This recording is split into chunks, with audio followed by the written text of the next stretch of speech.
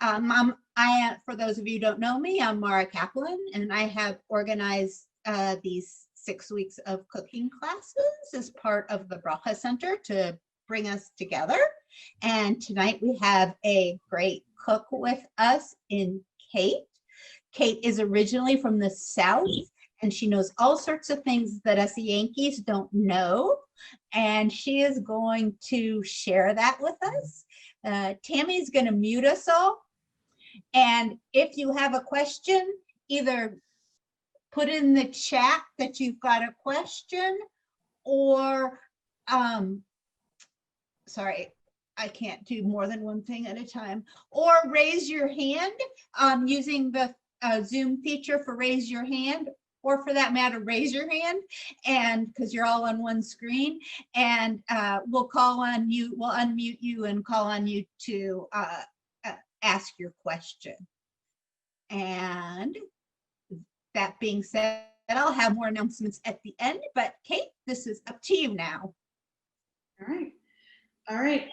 Okay, so my name is Kate, and this is my son Spencer, and he is going to be my helper today. So we're going to be making 3 different things. We're going to be making pimento cheese, which is a cheese spread with really sharp cheddar cheese and pimentos, which are roasted red peppers. We're going to be making fried green tomatoes, which are unripened tomatoes that are thin sliced and breaded and fried. And we're going to be making a sauce that goes with those. And we're also going to be making frozen lemonade pie. So those 3 things. And we're going to start with pimento cheese. So the first thing we want to do is get out. I had asked everyone to pre-shred 8 ounces of sharp cheddar cheese. If you didn't do that, that's okay, but you're going to want to do that now. So the reason we want it pre-shredded is because we need to mix it all together and blend it together.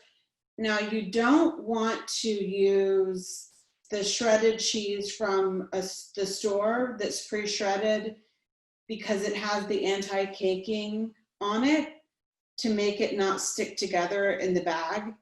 That won't work with this because then you get like the shreds that don't want to go together and be creamy.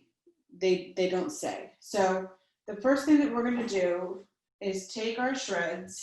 I'm going to move these back. Okay. You want to do this part? Sure.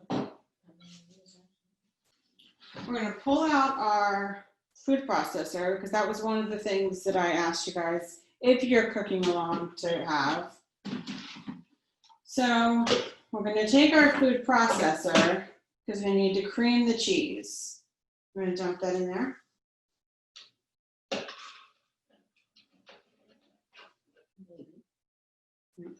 Yeah. Okay, that works too. All right, try to be a little bit careful. Don't shove it all over the kitchen. All right, so we're going to take our cheese, try to get it all in there because you're going to reuse this bowl. When we there's 2 ways that you can do this at the next step of this, but the first step is this, and then you need to, can you get out the refrigerated ingredients that I put in that box? The next thing you need to do once you get all the cheese in here is to put, I know it's not that, I'm not a measurer, guys. So it was hard for me to do like measurements. I don't really know if I gave you a measurement for this. Hold on one second. Here's this one. To answer Judy's question, you want to get a brick of cheese, a brick of Like, yes, it's a brick of sharp cheddar cheese, and then shred it. So a brick of cheese, and then shred it. So you don't want to buy shredded cheese. So Mara, this is also my Duke's mayonnaise. It will not last me long. So the way that I measure anything is by sight. So I don't know if I don't remember if I gave you guys a measurement for this. I just use kind of a glop. I know that a glop is not a measurement. I don't know, like a half a cup. I don't know, a spoonful. We're gonna say like about that much. I don't know, what would you say that is? A half a cup? Third of a cup? I don't know, a glop. So put a glop in. And then if it doesn't get creamy, put a little more. That's how I measure things. I know that's not the right way, but that's how. a little less than a half of a cup, I think. Because I just put my glop in a measuring thing. Oh, so it's a little less than a half of a cup, probably closer to a third. Thank you. Thank you, Mara. So then I'm going to put the lid on, and Spencer, do your magic. And then we're going to stir it up. And you're going to want to do this for a while until it really creams. And I'll show you what I mean when it doesn't.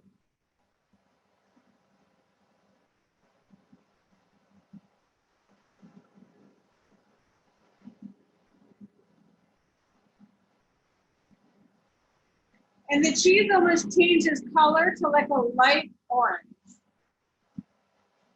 Obviously, you just put white stuff. There you go.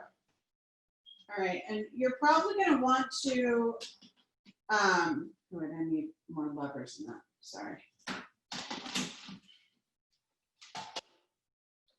So like that's getting there. So that's probably about halfway to where you want to be. So you're going to want to kind of scrape the edges down to make sure that you don't have shreds in. One of my biggest pet peeves is the supermarket pimento cheeses that have, like, they call it pimento cheese, and pretty much what it is just like some kind of a spread or something that has shreds kind of in some kind of sauce. That's just not pimento cheese. That's just gross. Okay, well, now that I took this off, it's not going to want to go back correctly, and I'm going to have to. Okay, here we go. All right, now we're going to do it again for about the same amount of time. Go for it, dude.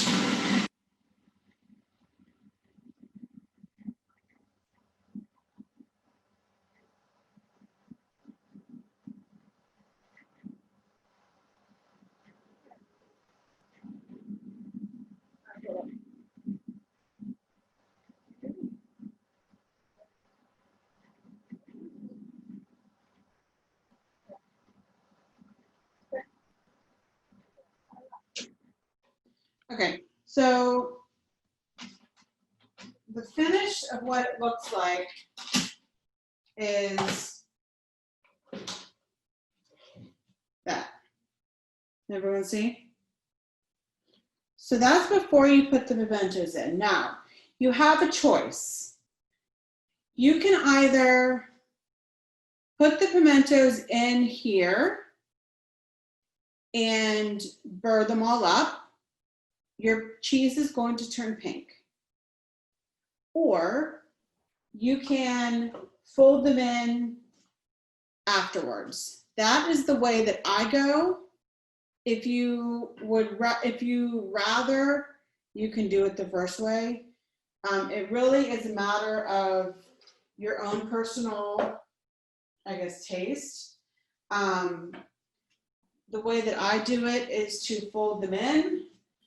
So you're going to want to take the first step though, either way you do it, is to take your pimento. So this is the kind of pimentos that I use. It comes in a little container like this. And they're these dromedary or whatever, diced pimentos. They're like next to all the pickles. Kate, And there's a question to go back to the blade that's used on the processor. Is it a regular blade or is it special in any way? oh no, it's the regular. I'll show it to you. Okay, It's this one. cool. Thank you. Looks like the hurricane. Yes. Okay, can you use the scraper guy and scraper that off? And then I'm going to show how to be careful with that because it's really sharp. These things need drained. Either way you do it, they need drained out. The way that I usually do it is I take a tea cloth or a hand towel or whatever, and I dump them upside down because they're really hard to drain because they're so little. And I usually also, hold on. I take a spoon and I pop the seal because I have bad hands and that's the only way I can open things. So I usually drain a little bit of it in the sink and then I drain the rest of it on like a paper towel or a towel. Do you want to try and scrape the rest of it in that bowl? That cheese? Because you want to get all the liquid out or else your cheese is going to be like a liquidy mess. And you certainly don't want that because that would be gross. So, and I just usually shake it around until I can get all the liquid out.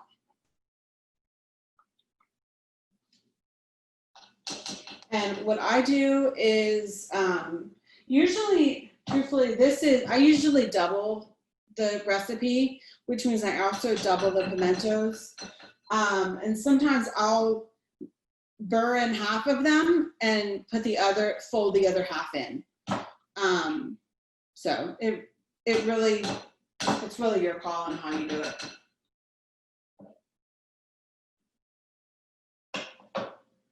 Okay. You ready for them? All right. I'm going to get the rest of this cheese out. Because truthfully, this much pimento cheese, I'll go through in, I don't know, 2 days.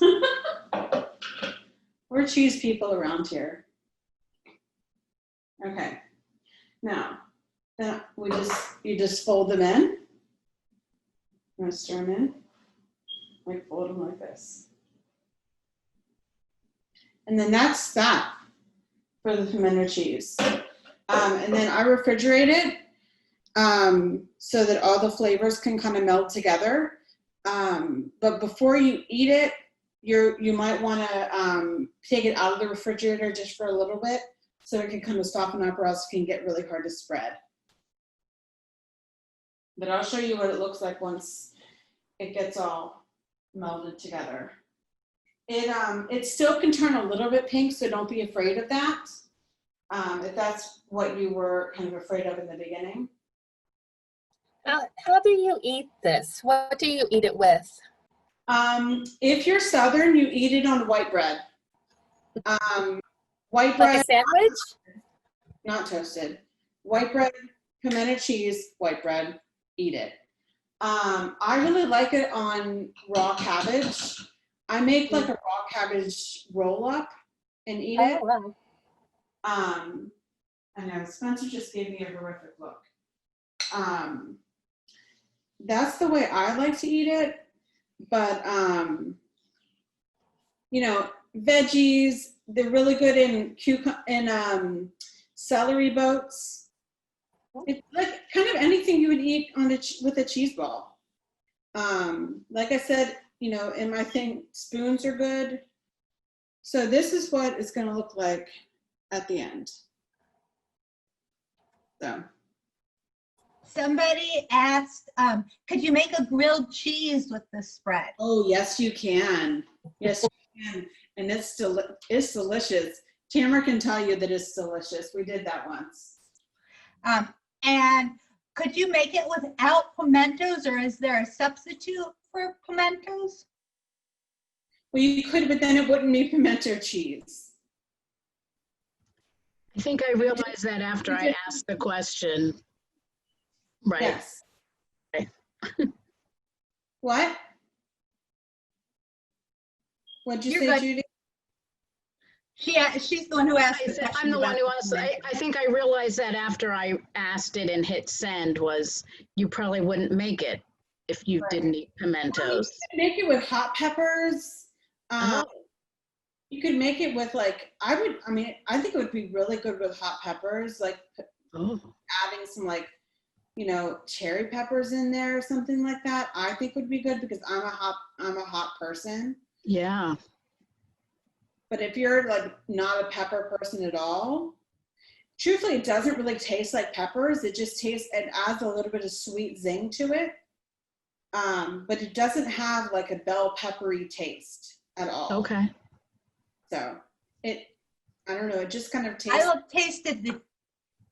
I tasted the cheese with just the mayonnaise after we mixed it up, and it was good just like that. Yeah, I actually put mayonnaise on my grilled cheese sandwiches. So I've heard of that too. Yeah. it's kind of the same thing. I don't know. I think I put mayonnaise on too many things. So maybe that's why I go through my Duke's mayonnaise too much. I actually told Tamara the other day that I was thinking about going vegan, but the only thing keeping me from it was Duke's.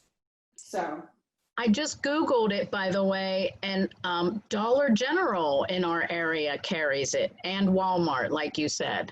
yeah. So did you? And I got it at Shop and Save. So Oh, cool. Laura, what? how does yours look? It looked good. I put it in the refrigerator already. Oh, okay, there you go. Do you want to put it? Do you want to taste it? See how it tastes? No, Spencer doesn't want to taste it. Spencer, what do you like to put it on when you guys make it? Spencer doesn't like it. Oh, okay. Spencer likes to cook things, but he doesn't like to eat them. Unless it's ramen or scrambled eggs or omelets. He likes those things. You could probably put that in an omelet and that would be delicious. Delicious, actually. Yeah. Okay, so we are now finished with the food processor. We do not need it at all anymore. So I'm moving it away so I don't need to even look at it anymore.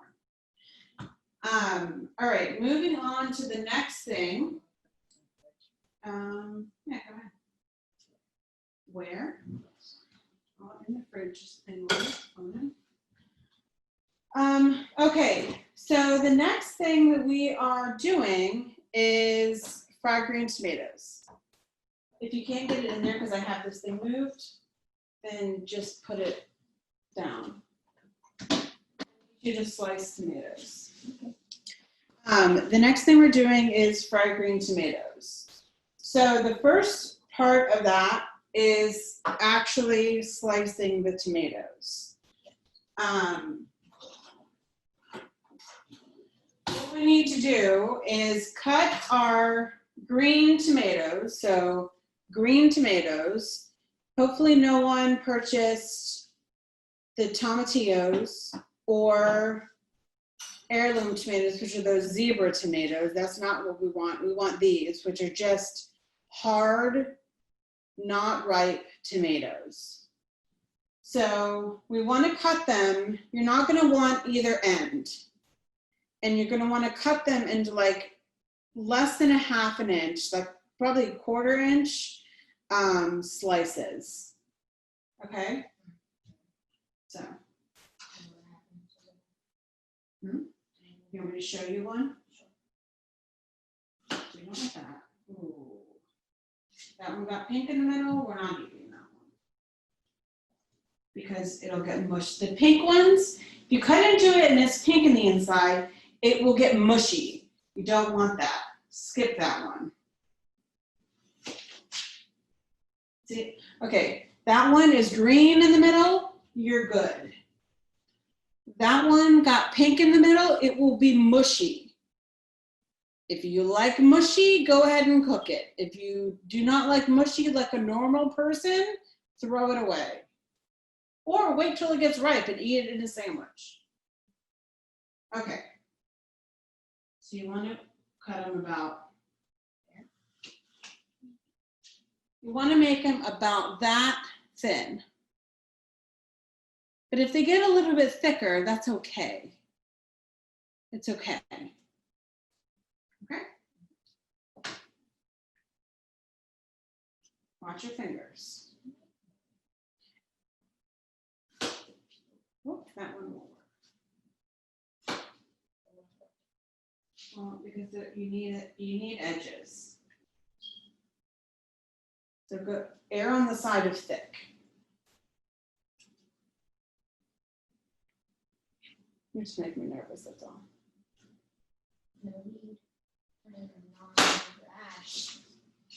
Okay, we need at least a couple more slices.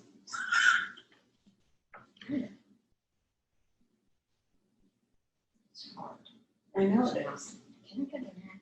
No, you can't cut it in half. It has to be round. They have to be round. Do you want me to do it and you can do the breading? Sure. You're set up for that? I said I would sign up. Oh, you didn't sign up for that. I didn't sign up for that. You signed up for shopping. I didn't know that it would be brown chocolate. Oh, you didn't have to be round shopping. Well, it's also hard to cut them when they're hard and, see, I messed that one up. It's hard to cut them when they're hard and green. Because it's like they're almost like a squash. And actually I've used this exact ingredient in the same dipping method for squash and zucchini. And it's the same thing. It works the same way. That's kind of thick. Well, it is what it is. Okay, so let's try this one because that one kind of got out of control.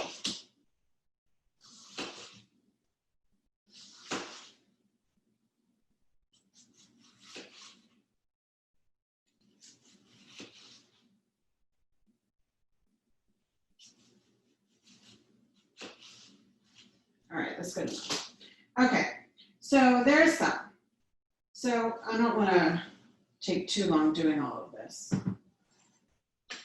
So you want to put those in that bowl with the other one. Don't get them on the pie, please. So I cut 1, 2, 3,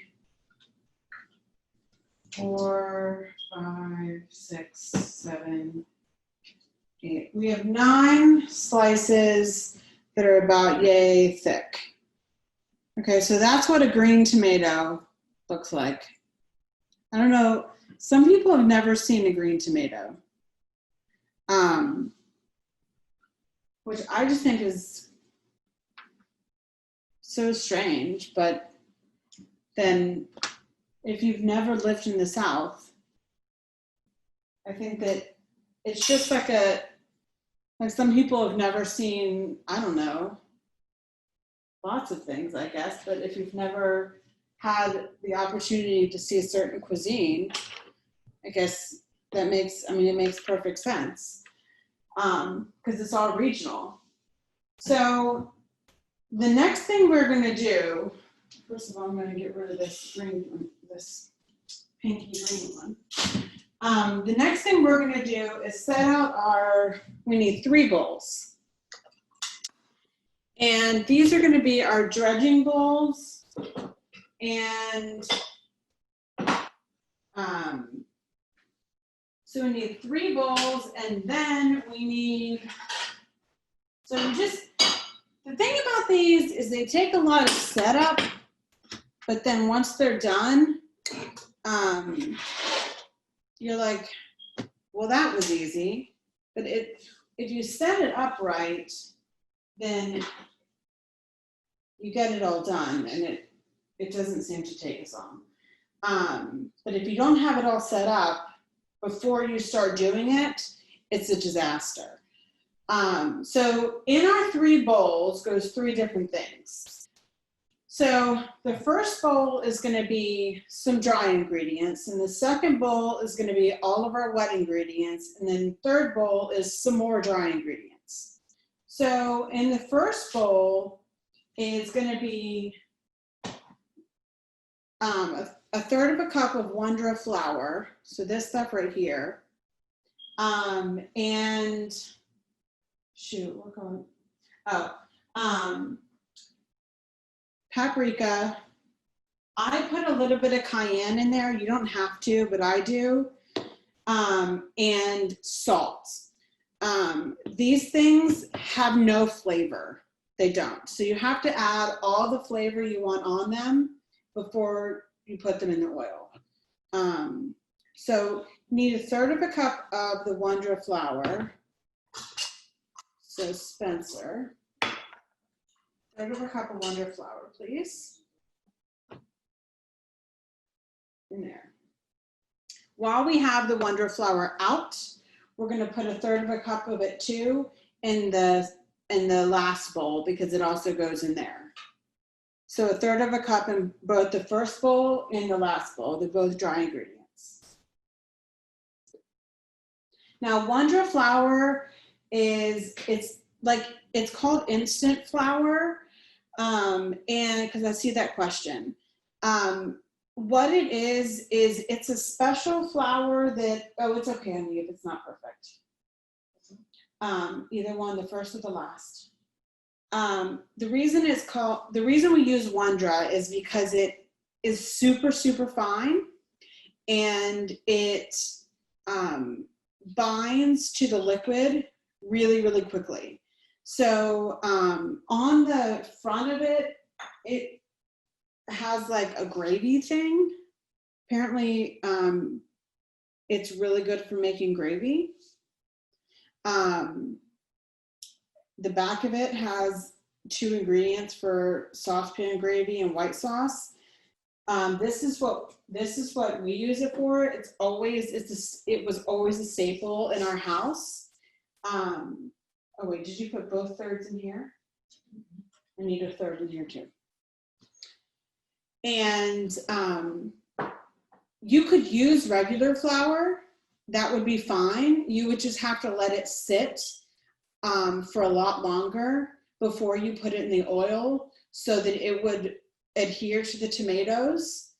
All the breading would adhere to the tomatoes, or else it would all fall off in the pan. So it would be fine to use regular. You would just have to wait longer. So with this, it's like instant stickiness, and you don't have to, I'm sure there's like a scientific something behind it, but I don't know that. I'm not a scientist. Maybe it's like gluten or something, I don't know. So How much cayenne and how much salt? it says I think it's like a tablespoon and a half of salt. I truthfully am probably going to also salt the tomatoes before I put them into this mixture, because I think they need more salt than the recipe calls for. It also calls for paprika. I just sprinkle some in because paprika does nothing but add color and flavor. So I just sprinkle some in. Honestly, I don't know. Cayenne, I kind of eyeball it, but I don't put too much cayenne in because the second bowl has hot sauce in it. So I do add some, but I don't add too much, maybe a sprinkle or 2 of cayenne. Now, as far as the salt is concerned, it does call for kosher salt. That's what I put inside. But I'm going to sprinkle the tomatoes with regular table salt.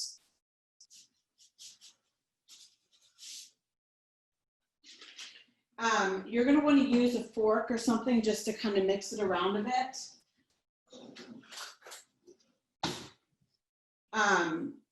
Just to kind of get the dry ingredients mixed around. Now in the other one, you want a third of a cup of buttermilk. No, I'm sorry. I think it's a quarter cup of buttermilk. Oh shoot, I think that's what it is. I'm gonna do a quarter, but I don't really know what it is.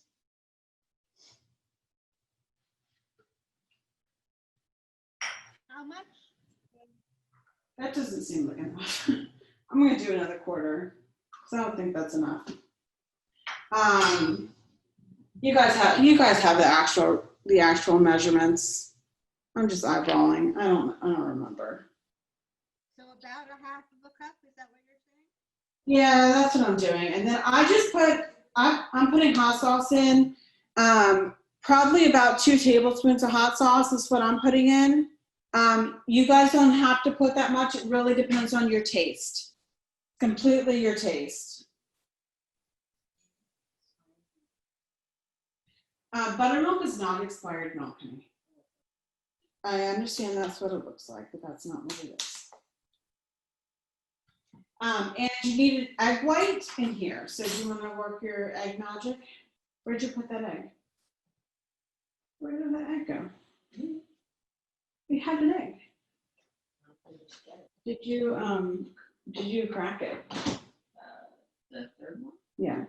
Well, while he's getting the egg, I'm going to do the cornmeal. So you need 3/4 of a cup of cornmeal added to the very last dry ingredient. And that's all you're going to add to the very last dry ingredient. Is that.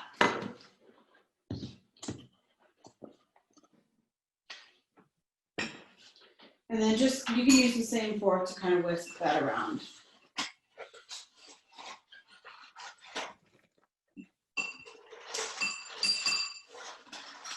All right.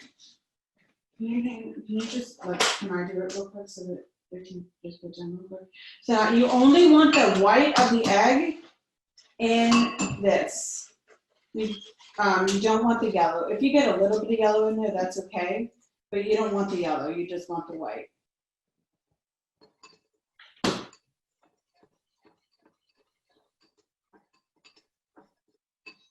And then you can just whisk it around.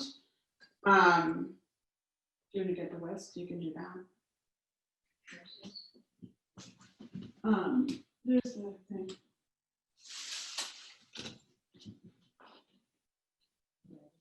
Yeah, just whisk it around. And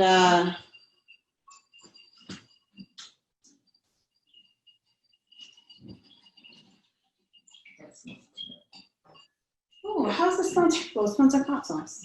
I use Tabasco for my hot sauce. You can honestly use whatever kind of hot sauce you want. It doesn't have to be Tabasco. That's just what I have. If you have something else, or you have a favorite brand, that's fine too. It's completely your call as far as what you want to use. Okay, are you good? Yeah, I think that's pretty good. Okay, you want to put that in the sink? Thank you. All right, so now what we're going to do, and I like to do this with 2 hands. I designate 1 hand for the dry and 1 hand for the wet, or else you get clumpy. So I take, you want to do this too? Okay. So I take a tomato, and you just want to lightly dredge it in the first flour mixture, like this. So I'm going to show you one. And then you dredge it in the buttermilk mixture. I really am going to have a hard time showing you this. Okay, there you go. And then you dredge it in this mixture here with the cornmeal, like this. And then I have set up here like a drying rack thing that I'm putting it on. You can very easily also just put it on the plate. And I didn't do what I just said because I was showing you what I was doing. So you want to take one? So, and then you're going to want to do that for all of yours.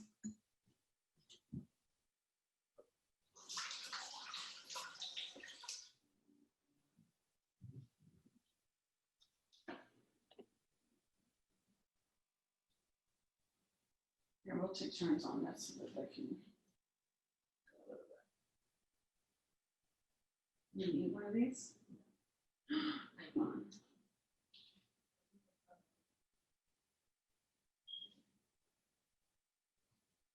Maybe, but probably not. I still didn't do what I said because I was talking. I need to pay attention. So Mara, how's it going? Good. I think you're the only one cooking. I've got them halfway done. Just keep going. Kate, I will catch up.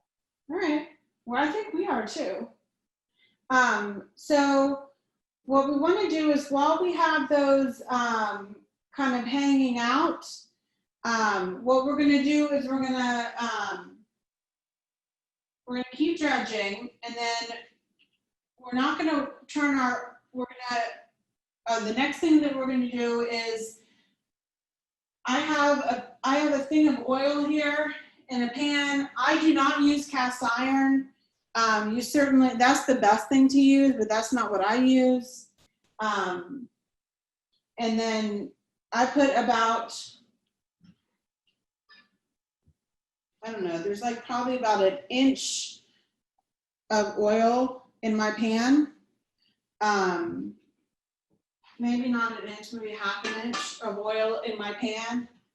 I'm gonna turn it on to about medium-high heat, but I'm not gonna do that until I'm finished dredging, and so that they can kind of hang out for a second with the dredge on them while the oil is heating up. And make sure you're getting them good in. Okay. So that we're just kind of on hold for a second. Do we have hold music, Tammy? Judy can sing.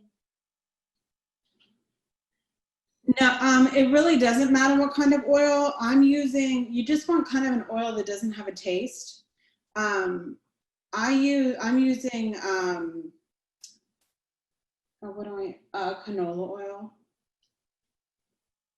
but I'm not using. I don't use olive oil for this kind of stuff, but you can. Sorry if you hear like someone's breaking in. It's my cat trying to break in. Okay, we're on our last tomato. Wait here, honey.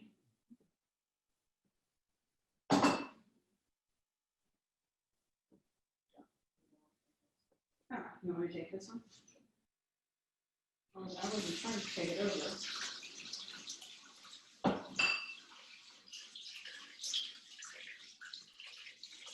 Okay. So now what we're going to do, now that we've dredged all of our tomatoes, we're going to start heating up our oil. Remove these again. Well, don't watch your face because here I come with a knife.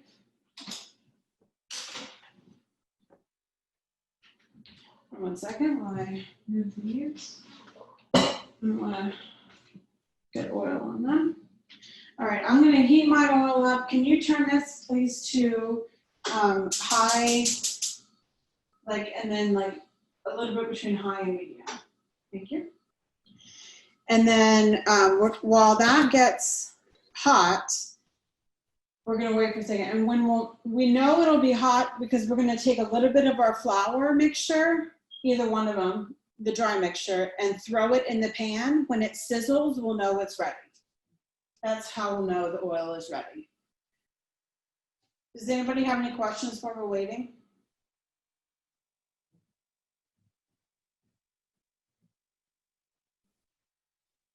No?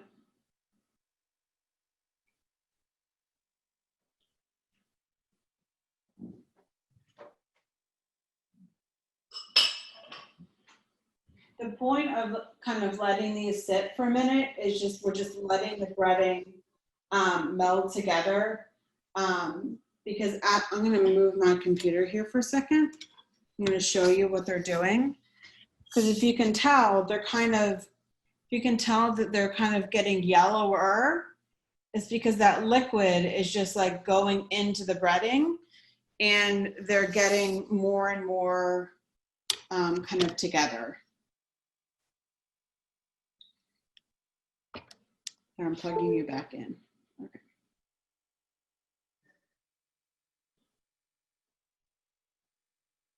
All right, you want to test the oil? Just take a little bit and throw it in.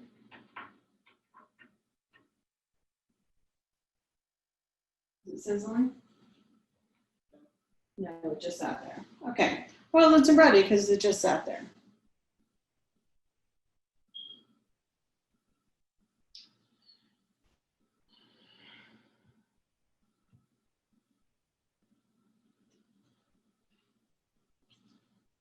Kate, do we need to have something prepared for when they come out off the? Yeah, I just have a plate. Oh, you know what? I would line the plate with paper towels so that they're not greasy all over it. Hey, can you run downstairs and get a thing? Thank you, Mara, because you made me remember that it needs paper towels on it. I don't have any up here. So Spencer is going to go in the basement and get some paper towels.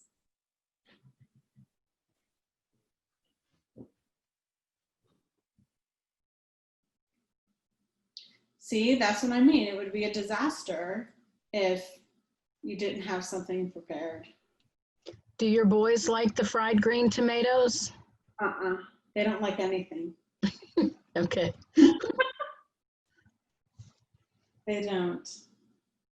I actually am a bigger fan of the squashes fried like this.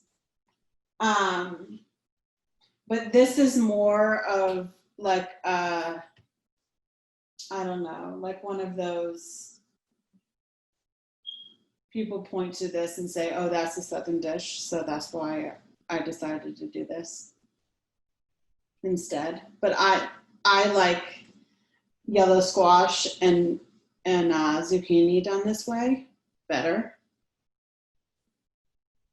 I prefer my tomatoes red and in a sandwich with some salt and pepper and Duke's mayonnaise. That's the way I like my tomatoes. on some white bread, not toasted.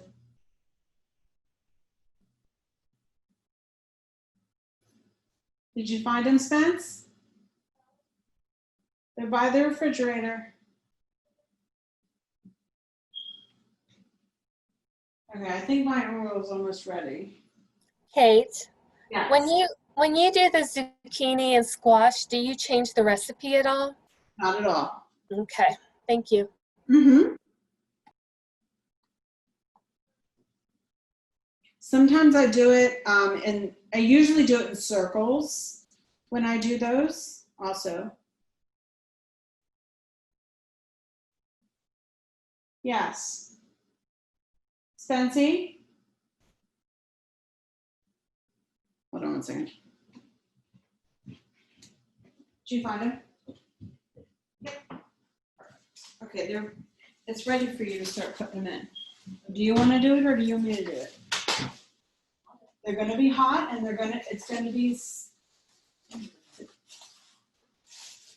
Okay. Now, you have to be super careful when you put these in because the oil is going to spit at you. Okay, so you can't throw it in. I was gonna lightly drop it.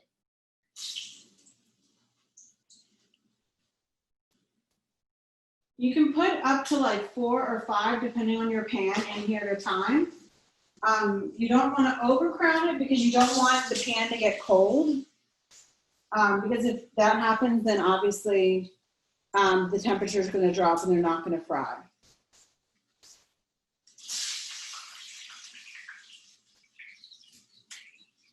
Okay. You're making the bread come off, dude. So Put them in quickly so the bread and butter can come off. There you go. Okay. All right.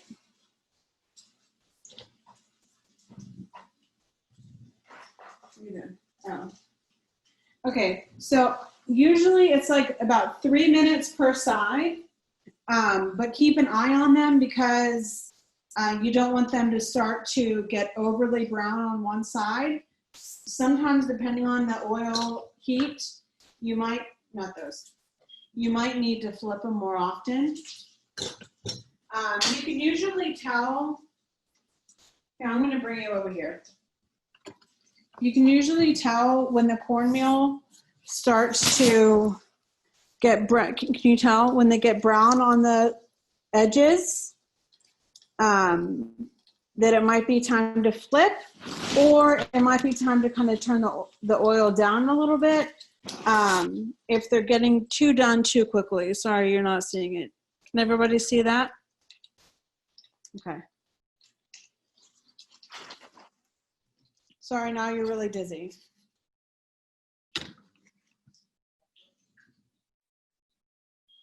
Yep.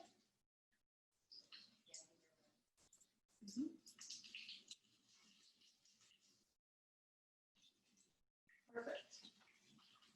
So I'm going to show you when Spencer flipped it. And I'll try not to make you super dizzy. See Spencer flip that one? That is how you want it to look. Hopefully I won't show you with him making a kitchen fire happen.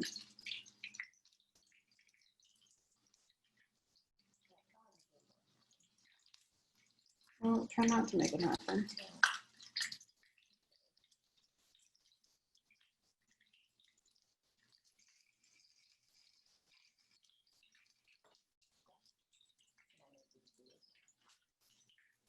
Okay, can you hold it?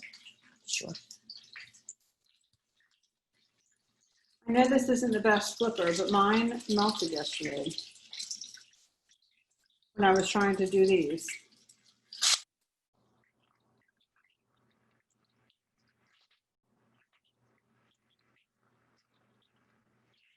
I was trying to time this, and mine melted right away. Okay. So anyway, see them? That's the brownness that you want.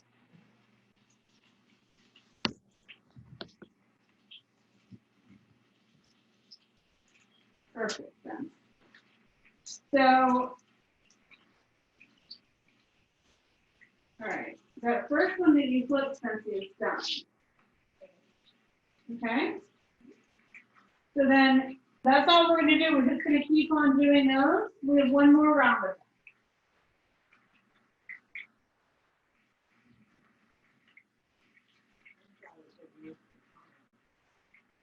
We'll use the tongs. All right, Spencer wants to use the tongs, we use the tongs. Spencer wants to do something, he does.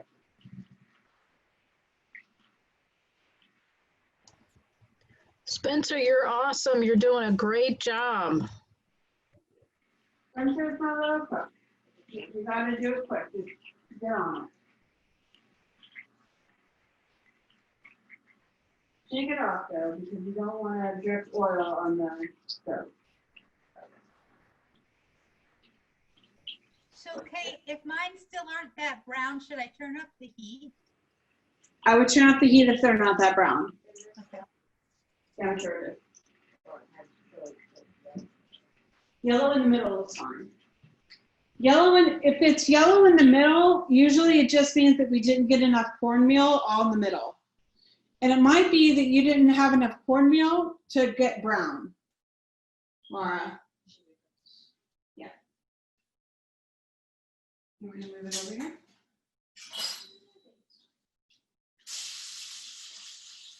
Did I get you? No, my finger. Oh, that's not good. Oh, okay, let's not do that.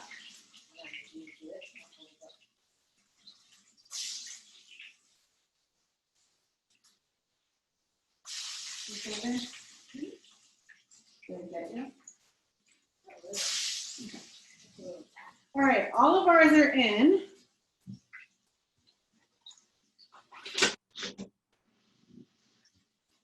I only got spit on a couple times by the oil. Spencer probably got the brunt of it.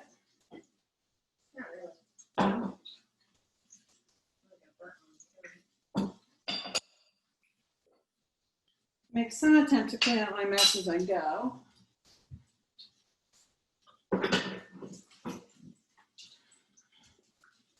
Maura, how are yours looking?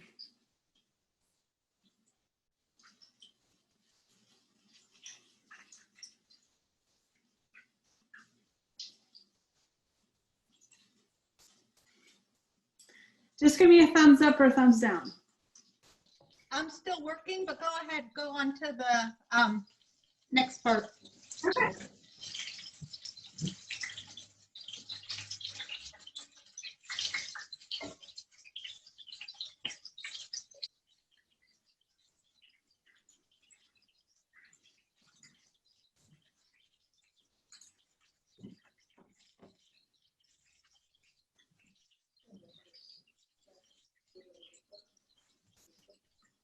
They're actually not well done. I think it's getting a little crazy.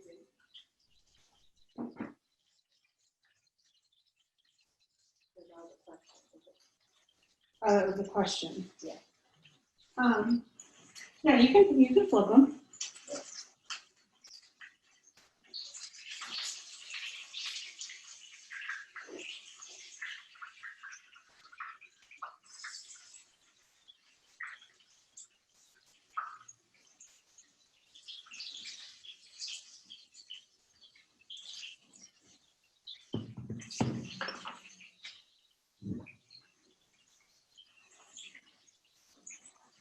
Oh, you okay? Yeah. Where'd it get you? Did it pop on you? Where'd you hit it? Okay. It's embarrassing.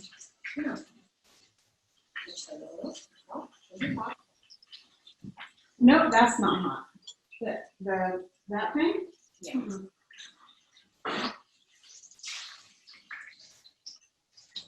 Just flipping our last bit, and then once that's flipped, we'll start on our sauce.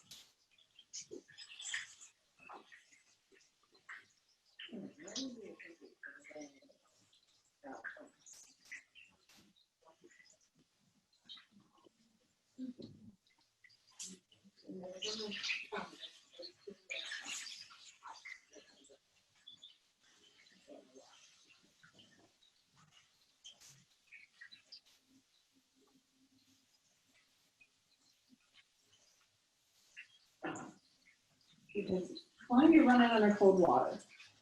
Sorry, we had a little bit of a burning accident. We're good though.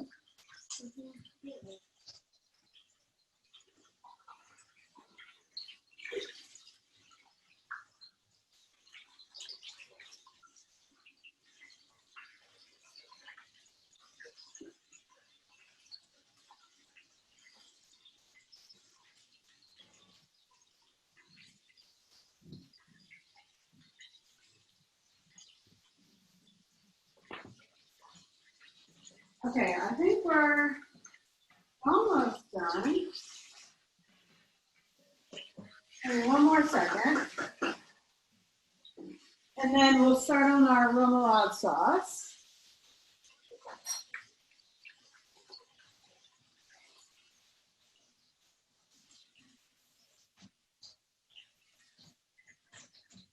How's that feel? Any better? Okay. Okay, let's take these off.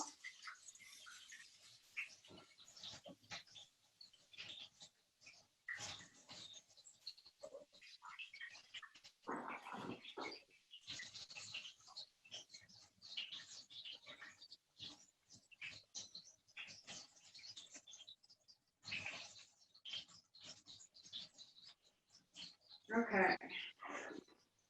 So I just like to, out of an abundance of caution, when I am cooking with oil, even when it's off, I like to take it off of the burner just because I like to get it as far away from a possible kitchen fire as possible.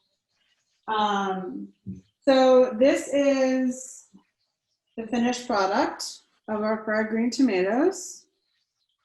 So that's what ours look like. And so the next thing we're going to do is our remoulade sauce. So truthfully, this is where the flavor is going to just really come out.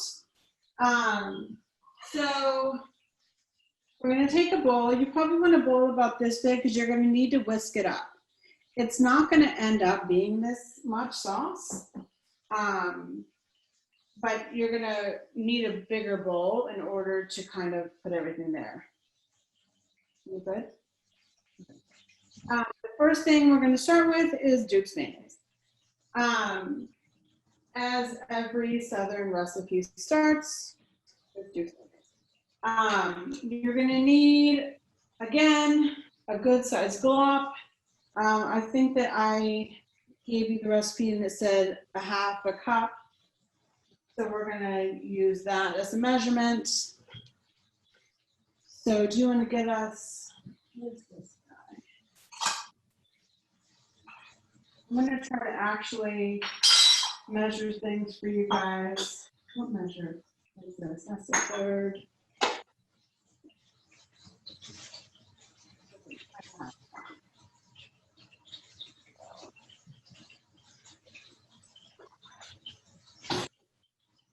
All right, you're gonna do this for me. Remoulade sauce.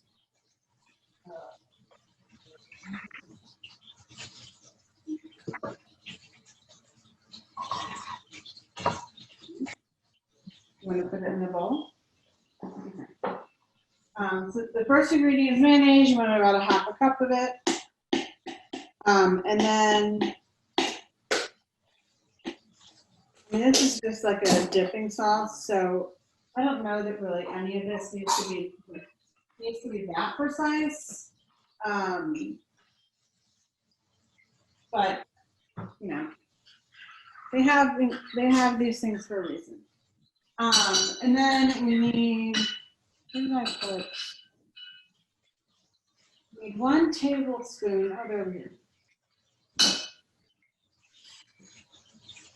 We need 1 tablespoon of lemon juice. Now, if you really want, you can use a lemon. I don't. I do so much cooking with lemon that I just buy giant containers of lemon juice.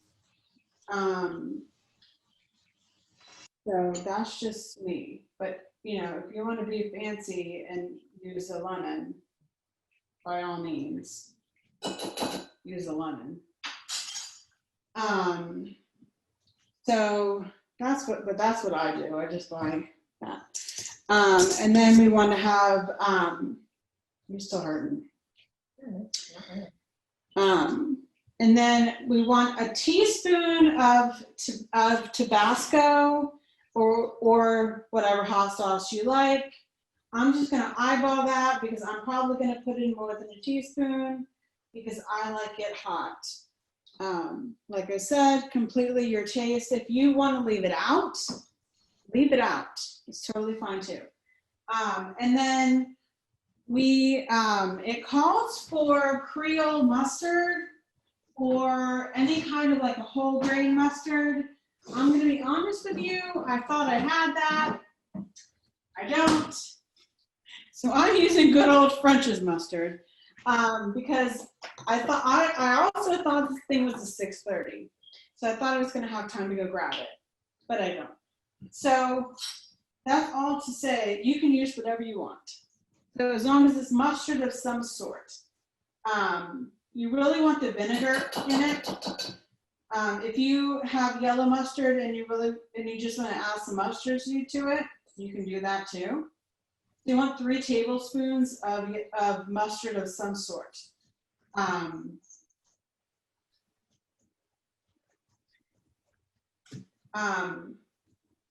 then, so that's what you want out of that. And then you also want sweet relish.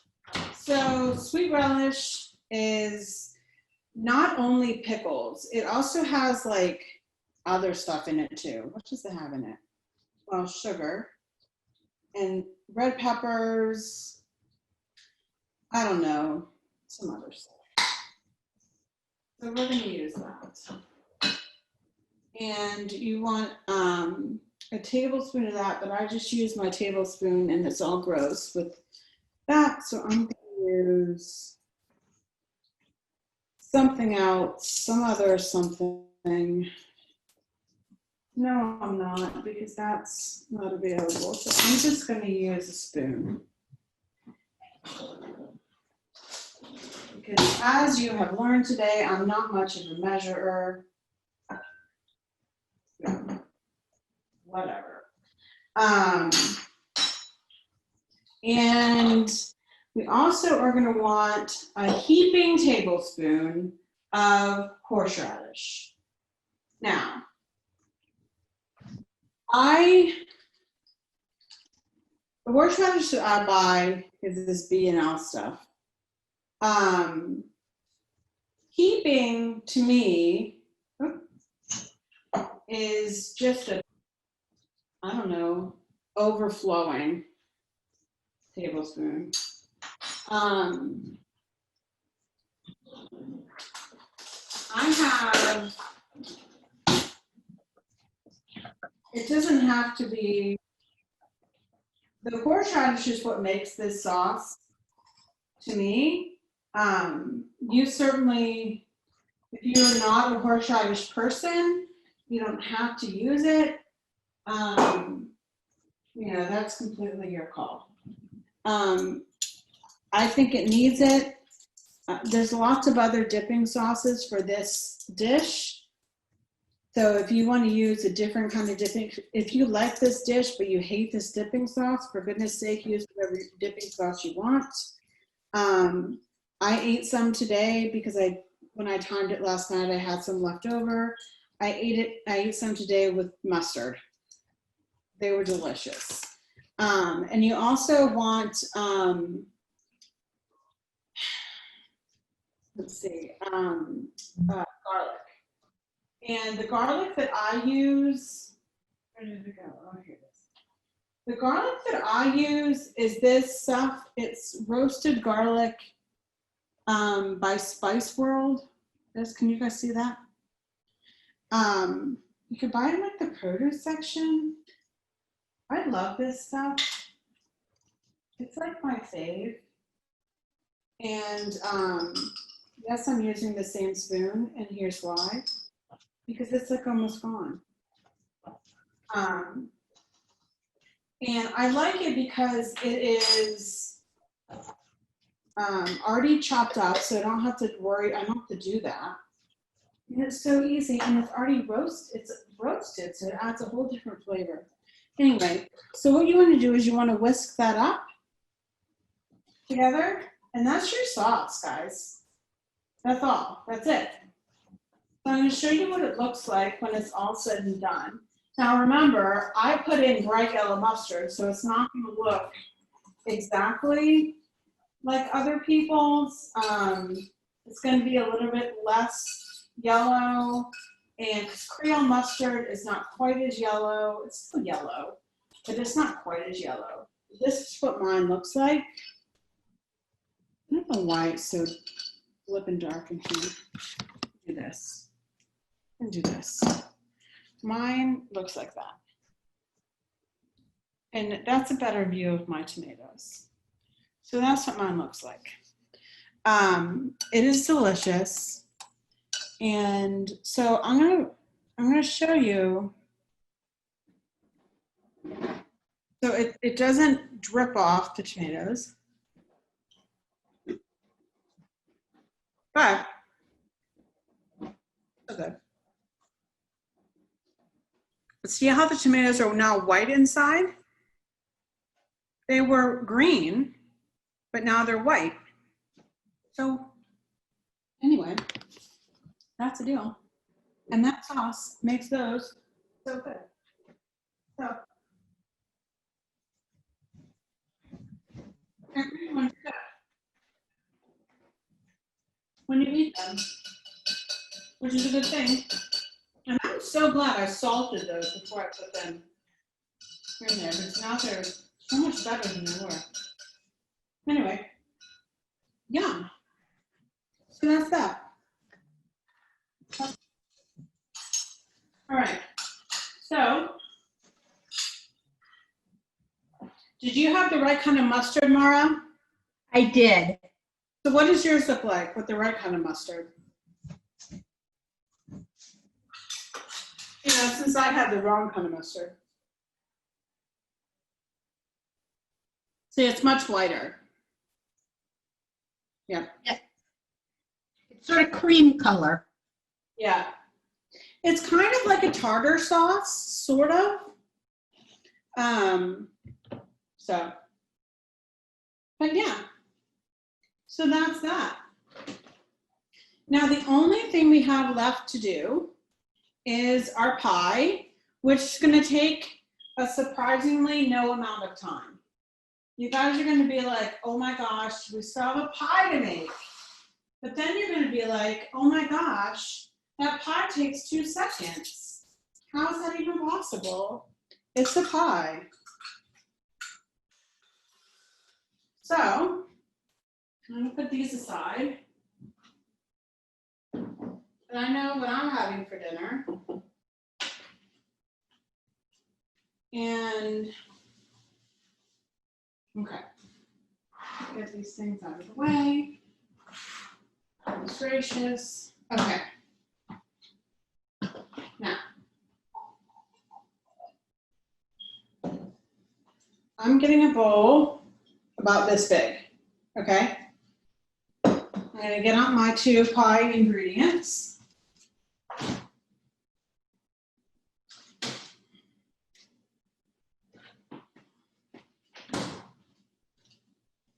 Which is lemonade Cool Whip. And the other thing that I didn't have to get out, which was condensed milk.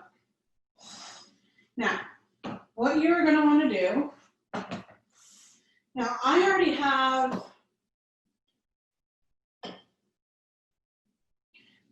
pie shells. This pie is going to make enough filling for 2 pies, I think. Can't remember exactly. It's been a while since I've made this pie. So what you need to do is open the condensed milk and pour the bowl. This is going to be so easy. And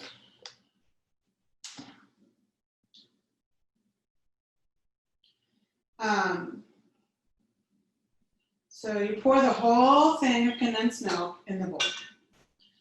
Now, you open the frozen lemonade, which you're going to want to de-thaw, or thaw, not de-thaw. I guess that's kind of redundant. Now, you really only are going to want 6 ounces of this. I bought a 12-ounce container, so I really only want half of it. So I'm going to kind of, I don't know, eyeball what's half. And then it's always like a, what do you do with the other half of this? I don't know. Nothing. You pour that in the bowl. Now, I'm going to mix those 2 things together in the bowl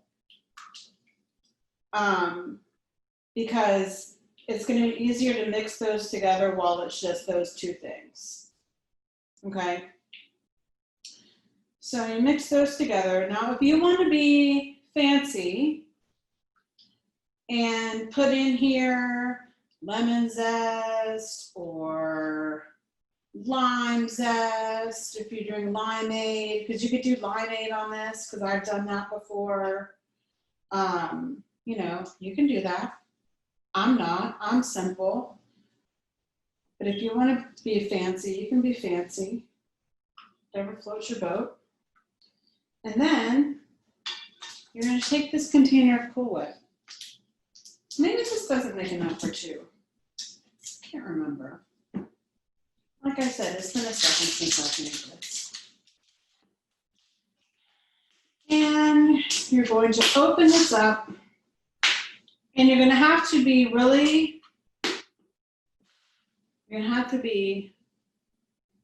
really strong and not eat any of this Cool Whip. Don't eat any of it. You need it all, okay? You need it all. Get all of it in here. Don't even leave any of the edges and be like, oh, I couldn't get all of it in there. Yes, you can. Yes, you can. Wait, how much Cool Whip is that? I don't know. It's the 8. It's a little one. It's not the big giant one. It's So mine is 8 ounce. 8 ounces. Is that what I want? Yeah. Okay. If you have the big giant one, then you have some leeway, Laura. If you want to not get it all in there, save some for some hot chocolate later, you can do that. Okay? So you want to fold it all together. Just fold it, fold it, fold it. Okay, everybody, I just assume everyone knows how to fold. So you just like turn it over, but you don't want to get the Cool Whip all non-Cool Whippy. So you just fold it, fold it. I don't want to like speak down to anyone, but I'm assuming everyone knows how to fold. So you just keep doing that until all of it's mixed up together. And then you pour it in the pot shell. And then you put it in the freezer. That's it, guys. It's super easy, but super delicious. And let me tell you, all of it will fit in the pie shell. So you don't need to say, oh, all of it won't fit in. I'm just gonna eat the rest of it out of the bowl. Okay, so I have 2 pie shells here. I'm gonna use, I don't know which one to use. I really can't remember. Honestly, I still can't remember if this might be 2. We're gonna see if this is gonna be 2 or 1. I don't know. So we're just gonna put it in. This might be, I don't know.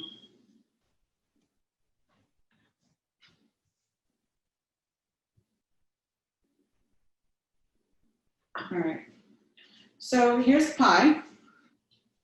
So that's what it looks like. Everyone see that? And then you're gonna put it in the freezer. And once it gets frozen, then you can cut it. Now, I have more pie filling, but I don't know that it's enough for a whole nother one. I'm gonna try. Ooh, I don't know. I don't know, guys. Oh, I might have a light pie here. I'm gonna have to do some sharing. See, this was an 11-inch pie crust. Oh, this is gonna be a light pie. Oh, that's not good. Oh, it's gonna be fine. I'll just have to, you know what? That's just gonna have to be bigger pieces. That's all, bigger pieces. All right. Got too much on my spatula here. So that's all that is. It's just gonna have to be bigger pieces. It would be fine if you had 2 9-inch or 8-inch, but unfortunately this was an 11-inch crust because that's all I had pie pan wise, was an 11-inch. So you gotta work with what you got. So anyway.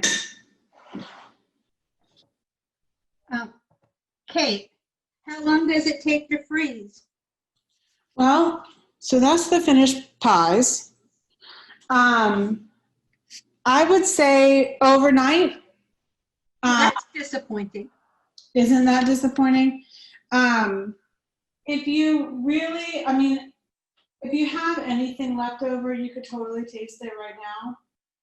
Oh, yeah, I am. It's yummy. Isn't it so good? It's like stupid good. I have been known before to skip the partial completely.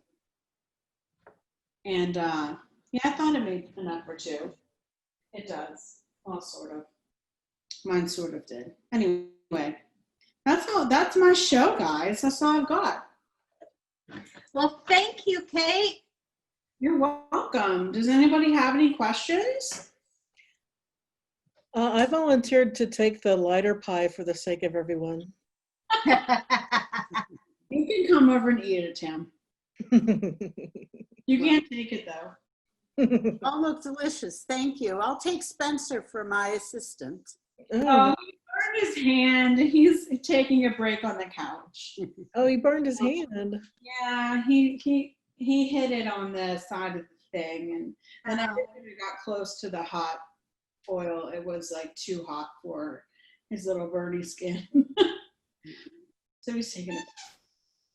Well, everyone, thank you so much for coming. This is the last of our 6-week series, but it's been so well attended and everyone's had such a good time that we're going to schedule another 6, and we're going to start during Sukkot. So we're going to give you a break during Rosh Hashanah and Yom Kippur, but we're going to start during Sukkot and then go through all of October and the very beginning of November.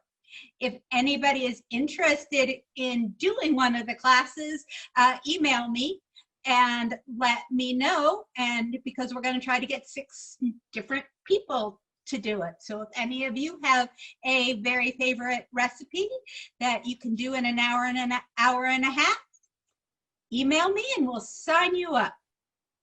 But other than that, we will just give a round of applause to our chef for tonight.